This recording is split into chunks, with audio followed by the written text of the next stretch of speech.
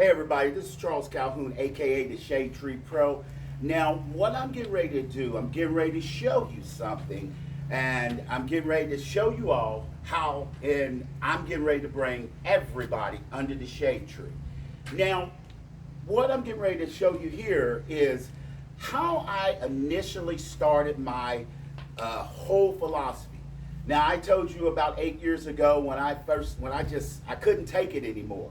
And I was watching the movie Malcolm X. And when Malcolm X was in prison and he was learning before he converted and he became who he was, is that he was in the library and he was talking about, and the guy was talking to him about, how does he start? How did he get to that level? How did he get that understanding?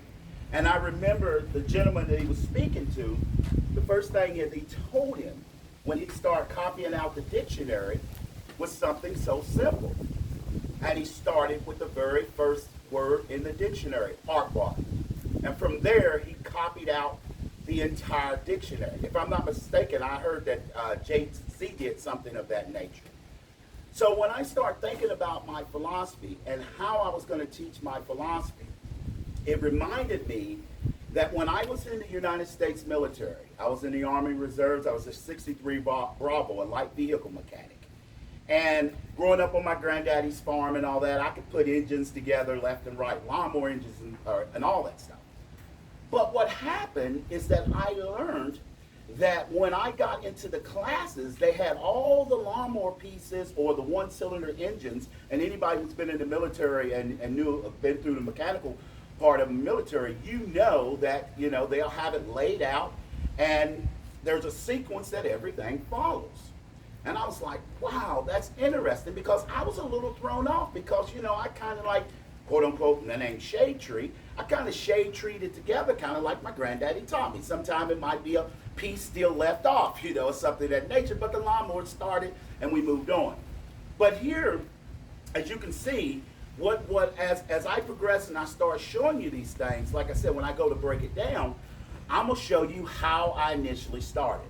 Well, the first thing, of course, you can see here, you're going to see the layout of all my swings, how I developed and the different areas of my swing. I want to thank Mr. Charlie Staples for getting this made for me. That was a beautiful thing. Appreciate it. Thank you, Charlie, for doing that for me. But the thing is this, I have a philosophy, and my main philosophy is top down. And the reason, as I said, top down, I've always believed that, because if the club's up in the air, the only thing that matters is impact. So we've got to get the club back down to the ball. So my whole thing is about getting to the strike, striking the ball so it gets, there. So that's why I developed the whole understanding of top down. But now let's get to the nitty gritty of what it is that I am trying to get you all to teach. I believe that if you're going to teach the golf swing, whether you're a part of the PGA, whatever your philosophy is, the most important thing you need to know is how to move. So, when I started my philosophy, I did this.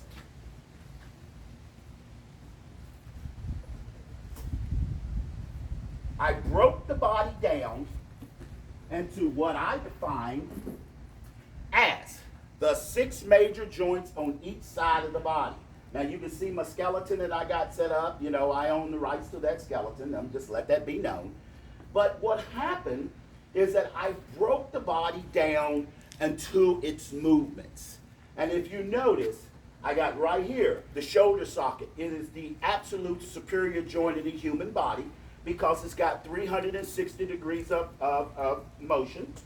And then, as you see here, there's 2.5 movements or whatever of the elbow joint. And why is 2.5 movements? Because we have the rotation of the radius bone. And that rotation of the radius bone causes and wreaks more havoc in the golf swing because it has a direct effect with the hand. But once you understand it, it becomes simple.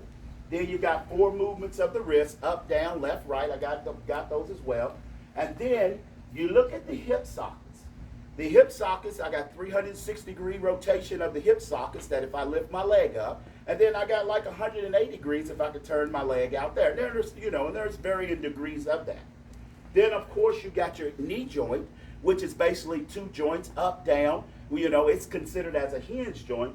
And then you've got your ankle, which has 4 movements, up, down, left, right. And all of those are going to come into play. So as I start developing my philosophy, I said before I can do it, like I said, I have to learn how the body moves. So now, even when I'm evaluating a swing or something of that nature, now I can look at, okay, how is that body moving? Is there any kind of deficiencies or whatever that's not allowing the wrist to move, the elbows to move or something? It's something that that individual can work on. This gives me a formula that I can look at each and every time. But the beauty of that is that because the shoulder sockets and the hip sockets, which are ball and socket joints, are the most superior joints in the human body, every action is directly related off of those hip sockets and those shoulder sockets. So that gets us going in the right direction of how we're going to move. And look, and it's kind of like if you look at the upper arms as well as the thigh bones, those are directly connected in itself or whatever. They are pretty much the hip socket and the shoulder socket where the bones connect. And that's why sometime when we're making movements, that there's an action that may go with the shoulder socket that someone is like, you got to get the arm to do this or whatever, and they make different movements, not understanding that you can't move the upper arm without moving the shoulder socket. It's so many different things that I got into and understanding. So like I said, there's 6 major joints on each side of the body, and like I said, they work together. So that's initially how I broke it down. So I was able to take a look and see exactly, how the body moves, and from that, I started developing a philosophy. And as you take a look, you can see how I put that on my body.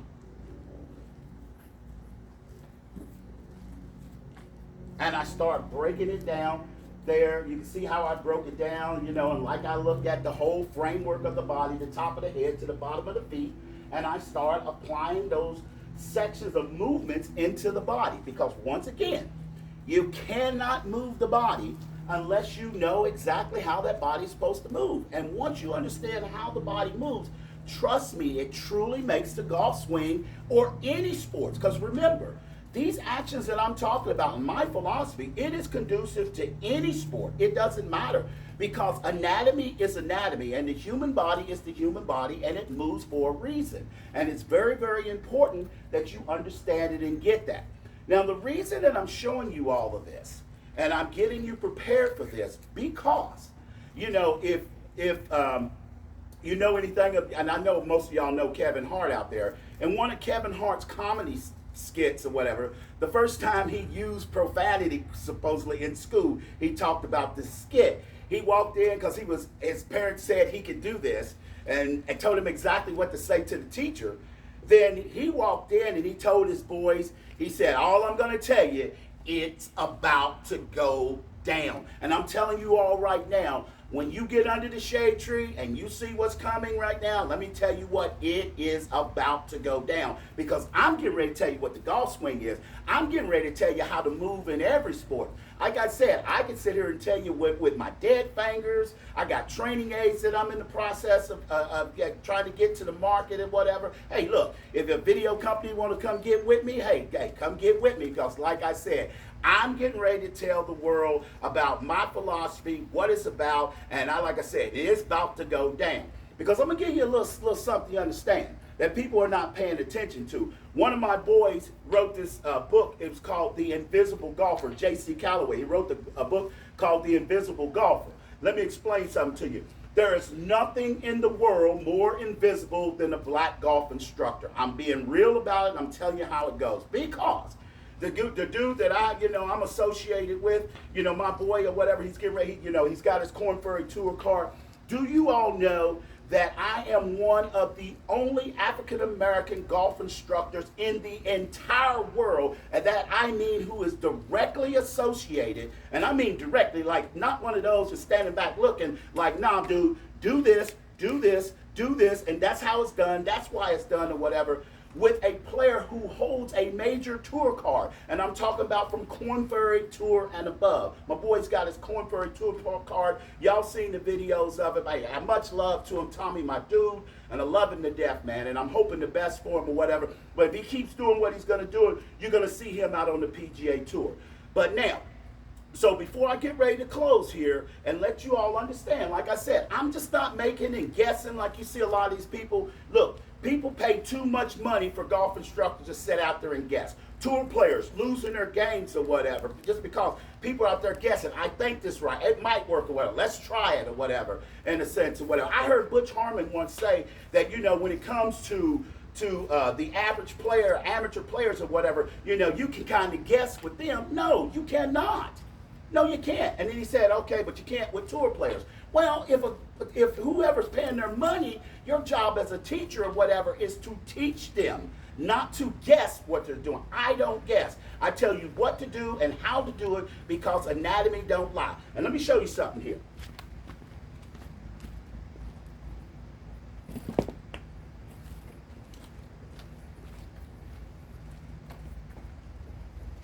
As I have move away from when I move away from understanding how the 6 joints work, you got to start building a golf swing. So the next thing you're going to see me talk about, you know, when I do my next video underneath the shade tree, and I mean, boy, we got some things coming under the shade tree. Boy, y'all getting ready to learn it. You're getting ready for a book that I wrote, Golf Set Up for Success, which you can get on Amazon. You can see my series of books, or go to ShadeTreePro.com and then look under books, and you'll see where all my books are listed on Amazon. Let me show you what I'm about to show you. Those are going to be in the next video. I'm getting ready to break it down, and I'm getting ready to show you the real deal of how to create a proper setup to get you in a position to be able to swing. Traditionally, it's always been taught upper body, lower body, but this time you get ready to learn upper body, middle body, and lower body. Once again, you know what? Get ready, because it's coming. This is Charles Calhoun, a.k.a. the Shade Tree Pro, and always good golfing.